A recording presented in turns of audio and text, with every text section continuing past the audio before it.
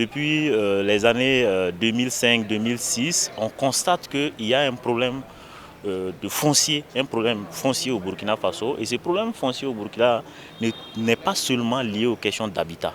Ce problème-là touche aussi le monde des affaires. Et on a conduit l'étude, on a regardé, fait un travail de diagnostic qui a montré qu'il y a une multitude de textes et d'acteurs qui encadrent le foncier et un problème de coordination et de synergie même entre ces acteurs-là. Aussi, au plan des infrastructures d'activité économique, l'étude a montré qu'il y a une insuffisance d'infrastructures d'activité économique au Burkina.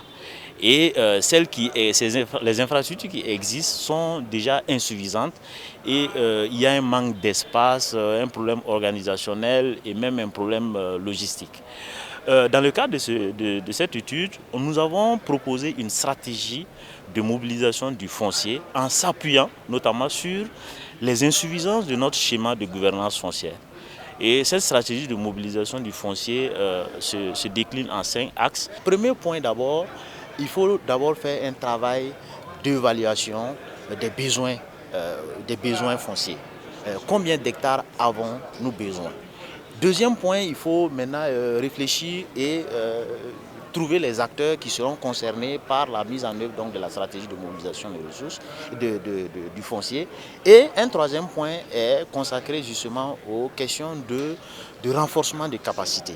Donc il faut renforcer les capacités des acteurs concernés en négociation foncière, en technique de sécurisation des fonds. Et un autre point est consacré justement donc aux sorties de mobilisation foncière. Et un dernier point qui vise justement donc à produire des rapports réguliers sur les sorties de mobilisation foncière, les négociations foncières et expliquer les raisons de performance et de contre-performance. Et aussi, on a fait un travail en montrant qu'il ne suffit pas de mobiliser le foncier. Une fois si on mobilise le foncier, il faut sécuriser déjà ce foncier-là.